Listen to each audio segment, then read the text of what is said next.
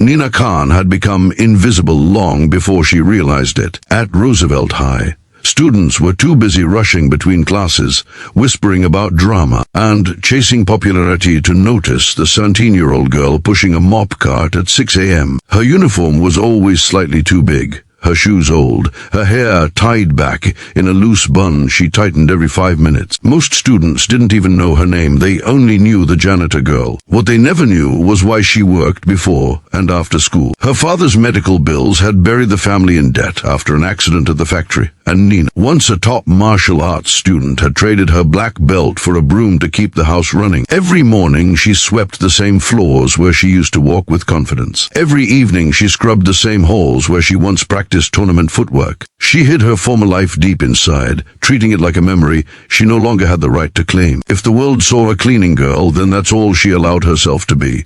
Until he noticed. Aiden Locke, 18, the school's undefeated martial arts champion, walked with the confidence of someone used to applause following him like a shadow.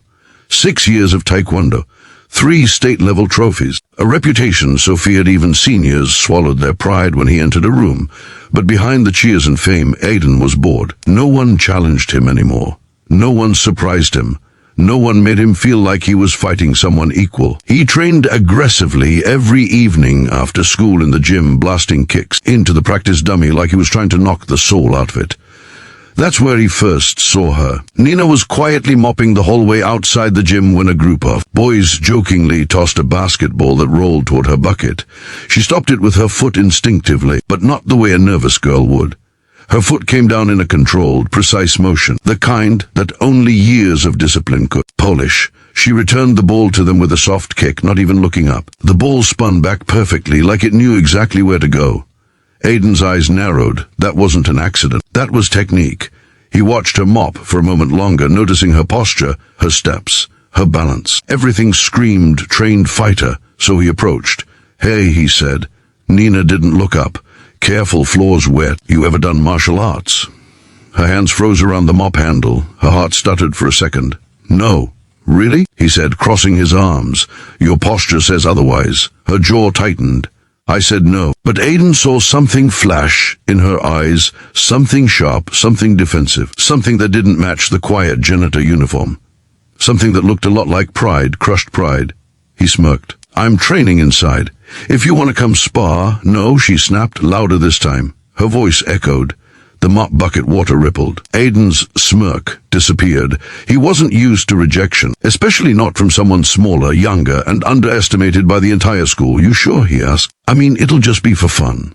Nina's fingers tightened around the mop. She wanted to scream that she used to be national-level material. She wanted to tell him she probably trained harder in 5 years than he had his whole life. But those days were gone. She had traded kicks for cleaning supplies, trophies for bill payments. "Please leave," she whispered. Aiden shrugged and walked back inside, but he didn't forget. And fate didn't let the moment die. The next morning, chaos erupted on campus. The boys' martial arts team had announced a friendly open spa day, inviting students to try out basic drills. It was supposed to be lighthearted, but with Aiden involved, everyone knew it would turn into a show.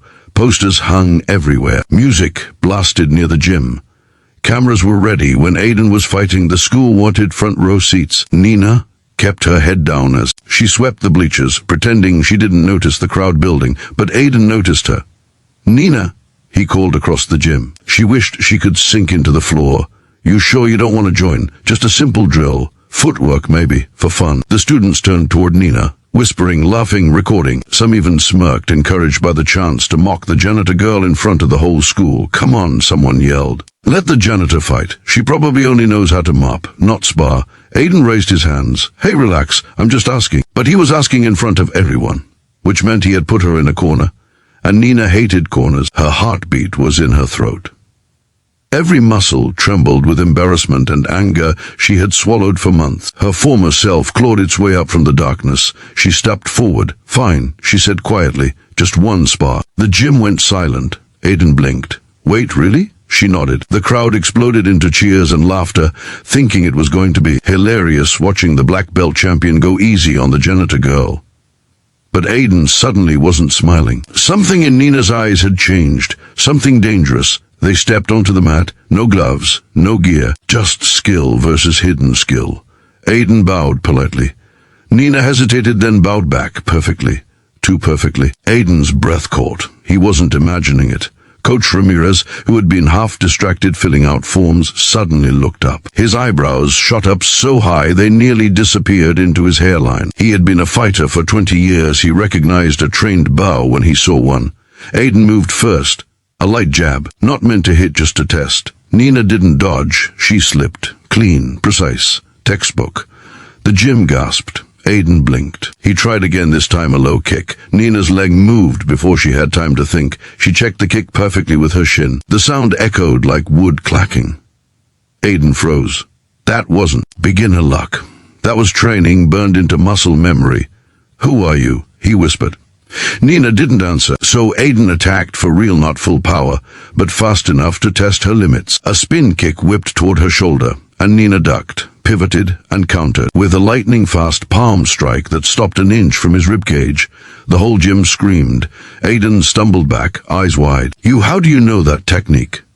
Nina looked down, her voice cracked. "I trained before." "A long time ago. Before what?" he asked. Before life happened. The students fell silent. Even the ones who mocked her before now stared like they had never seen her before. But Aiden wasn't done. He switched stance. He attacked again, faster, sharper, testing her. Nina's footwork awakened like a dormant beast. She moved light as air, defending flawlessly, slipping every strike, countering with perfect precision. She tried desperately to hide. Then Aiden's heel swept toward her legs, and Nina flipped, a perfect aerial side flip over his sweep, landing light on her feet. The gym exploded.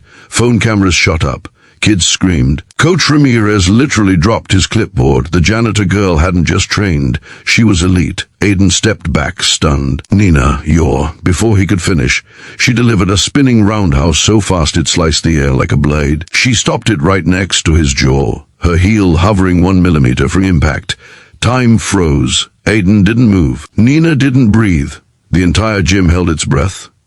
Nina pulled her leg back and whispered, "This wasn't for fun," and she walked off the mat, leaving the entire school speechless.